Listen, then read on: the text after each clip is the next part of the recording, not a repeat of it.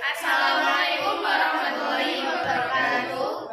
Perkenalkan, kami dari kelompok 4.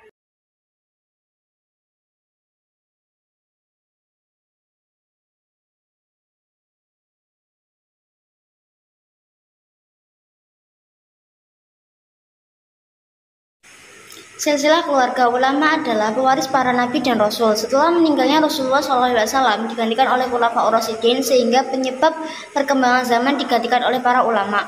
Ulama banyak yang berasal dari keturunan Ali bin Abi Thalib, suami dari Sayyidah Fatimah Az-Zahra, putri tercinta Rasulullah SAW.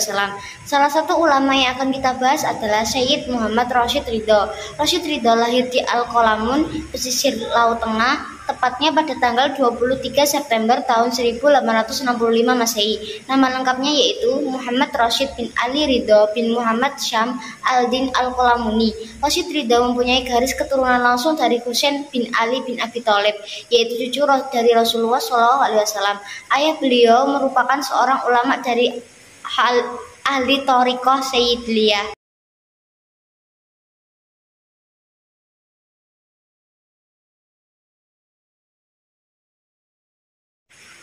Pendidikan pertama beliau di Madrasah Alkitab Al-Qalamun.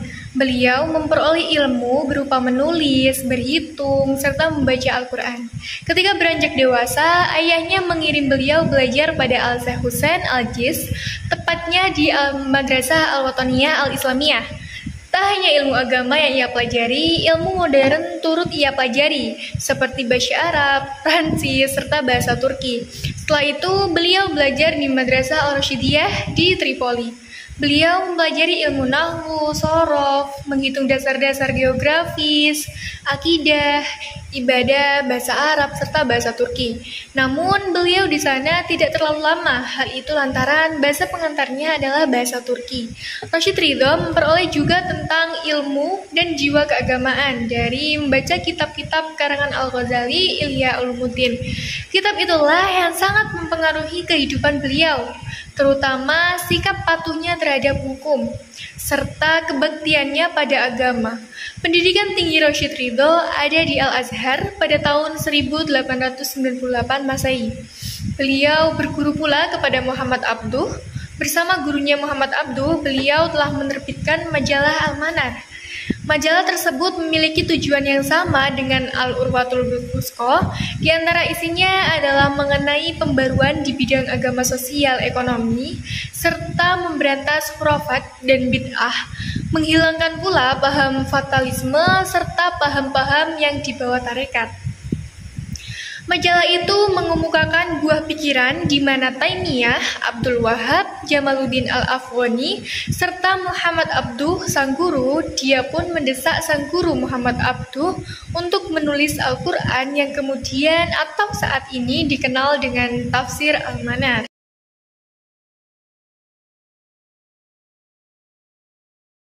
Pemikiran Rashid Ridho lebih jauh berkelana dengan ide-ide pembaruan dikarenakan Syekh Husain Al-Jaiz selalu memompa semangat Budi Rashid Ridho yang sangat meminati alur pemikiran modern. Selain mendapatkan bimbingan dari sang guru, dia juga dipengaruhi ide-ide pembaruan yang dicetuskan oleh Jamaluddin Al-Afghani dan Muhammad Abdul melalui majalah Al-Hurwah Al-Husqah. Ide-ide pembaruan Muhammad Rashid Ridho seperti mengembangkan sikap aktif, kreatif, dan dinamis di kalangan umat. Nah, umat Islam harus mampu meninggalkan sikap kemujadan serta fatalisme atau jabariyah. Akal yang sehat dapat dipergunakan dalam menginterpretasikan ayat maupun hadis dengan kaidah-kaidah yang umum. Umat Islam harus bisa menguasai sains dan teknologi jika ingin mencapai kesuksesan di kedepan hari.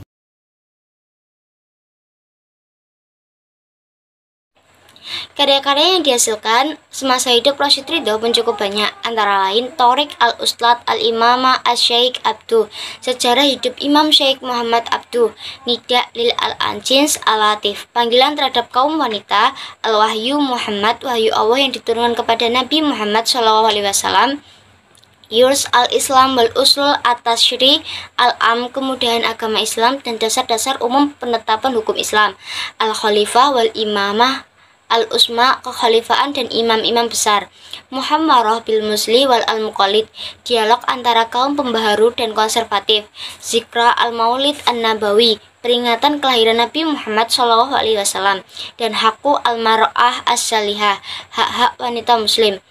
Rashid Ridho juga dapat disebut sebagai seorang aktivis politik.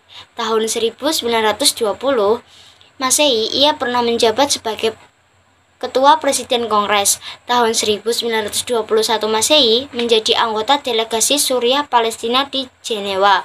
Ia juga menjadi anggota Komite Politik Mesir di Kairo selama masa pemberontakan Suriah tahun 1925 sampai 1926 Masehi dan menghadiri konferensi Islam di Mekah tahun 1926 Masehi.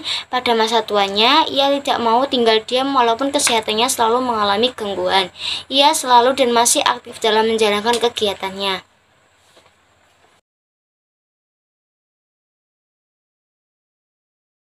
Rashid Ridho adalah seorang intelektual muslim dari Suriah yang mengembangkan gagasan modernisme Islam yang awalnya digagas oleh Jamaluddin Al-Afghani dan Muhammad Abduh.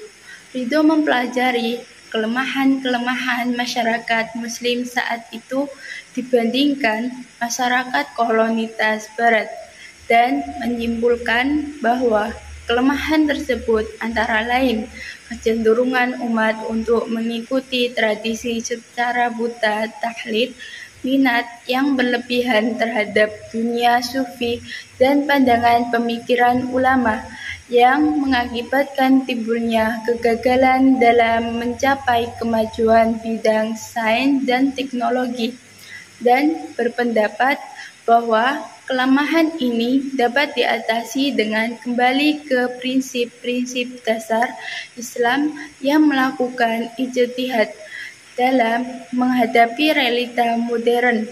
Rashid Ridho wafat pada tanggal 23 Jumadil Ula tahun 1354 Hijriah atau 22 Agustus 1935. Makam Rashid Ridho berada di Mesir, bersebelahan dengan sang guru.